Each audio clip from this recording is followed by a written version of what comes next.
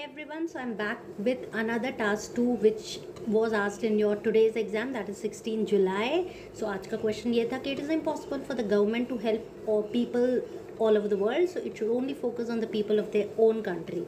इसका मतलब है कि गवर्नमेंट के लिए पॉसिबल नहीं है कि वो पूरी दुनिया के लोगों की मदद कर पाए किसी भी गवर्नमेंट के लिए. सो उन्हें सिर्फ अपने देश पर फोकस करना चाहिए, अपने देश के लोगों पर फोकस करना चाहिए. अग्री या डिसअग्री? सो इसका बहुत तरीके से आंसर कर सकते हैं, लेकिन हाँ, ये आंसर बहुत ज़्यादा ईजी नहीं था. आज का क्वेश्चन हम ये नहीं कह सकते कि बहुत इजी क्वेश्चन था, बिकॉज कुछ स्टूडेंट्स को इसमें प्रॉब्लम आने वाली. हाँ, लेकिन जिन्होंने स्मार्ट वर्क किया होगा, जिस पर उनके पास ज़्यादा व्यूज़ थे, उसके साथ गए होंगे, तो definitely they would have got the right track. So बात करते हैं कि गवर्नमेंट को हेल्प करना चाहिए कि नहीं हेल्प करना चाहिए. तो पहले बात करते हैं कि हेल्प अगर करना चाहिए दूसरे देश के लोगों की, तो क्यों करना चाहिए. दूसरी कंट्रीज़ की हेल्प किसी गवर्नमेंट को करना चाहिए तो क्यों करना चाहिए. डेफिनेटली हम कह सकते हैं कि इससे रिलेशनशिप बेटर होता है. रिसेंटली जब थोड़े दिन पहले नेपाल में बहुत ज़्यादा प्रॉब्लमेटिक सिचुएशंस थी, फ्लड्स आए हुए थे, तो इंडियन गवर्नमेंट ने उनकी हेल्प की थी. तो इससे क्या होता है कि जब वो प्रॉब्लम में है और हम हेल्प करते हैं, तो दूसरे नेशंस के साथ हमारा जो रिलेशनशिप है वो स्ट्रॉन्ग होता है. ऐसे कोविड के टाइम जब इंडिया से मलेरिया की जो मेडिसिन थी कोविड को क्योर करने के लिए, वो यहाँ से भेजी जा रही थी अमेरिका को, तो ये एक अच्छा मूव था, बिकॉज इंडिया लार्जेस्ट एक्सपोर्टर है इन मेडिसिन का. तो अमेरिका को वो हेल्प कर रहा, तो एक तरह से we were developing a better relationship. ऐसे ही अगर हम बात करें जापान की, तो Japan is helping India in developing the super fast train.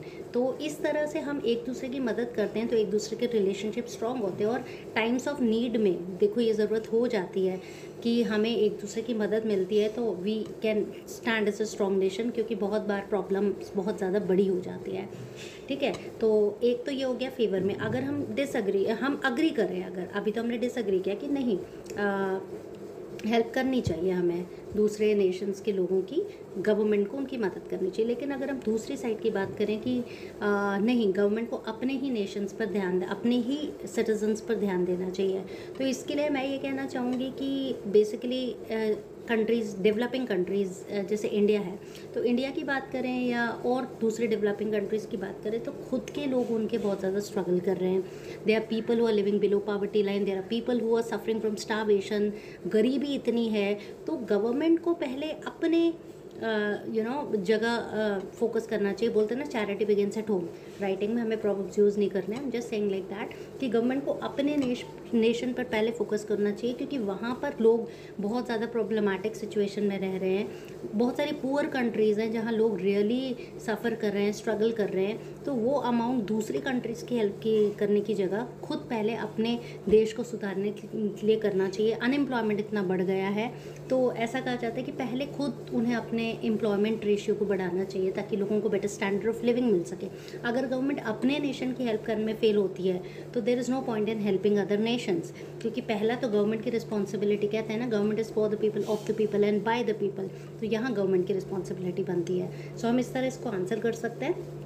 या तो आप इसे इस तरह आंसर कर सकते हैं कि 2 पैरा क्यों उन्हें अपने नेशन की पहले हेल्प करना चाहिए, और 1 पैरा कि some people think that government should also help other Nations.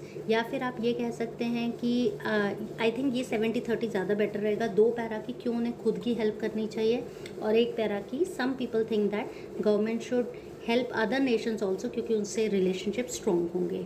और कंक्लूजन में आप कह सकते हैं कि पहली ड्यूटी हर गवर्नमेंट की अपने नेशन की तरफ, अपने सिटीजन्स की तरफ बनती है, ना कि दूसरे नेशंस की तरफ. So I hope it is clear to you and you will be able to answer it properly.